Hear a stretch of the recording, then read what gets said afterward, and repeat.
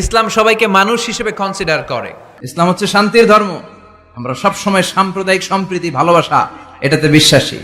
আমরা আসলে বিভেদের প্রাচীর তৈরি করতে চাই না।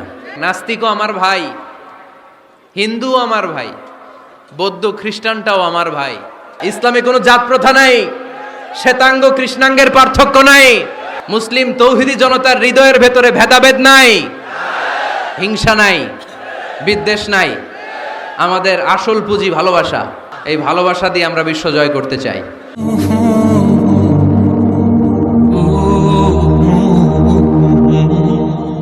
ইসলাম হচ্ছে শান্তির ধর্ম। আমরা সব সময় সাম্প্রদায়িক সম্প্রীতি, ভালোবাসা এটাতে বিশ্বাসী। এই ইসলাম বিরোধীরা এরাই হিন্দু মুসলমানদের মধ্যে যে সম্প্রীতি এটাকে নষ্ট করতে চায়। আমরা যখন বন্যা দুর্গত এলাকায় ত্রাণ নিয়ে যাই না? উত্তরবঙ্গে বন্যা, দক্ষিণাঞ্চলে বন্যা, আমরা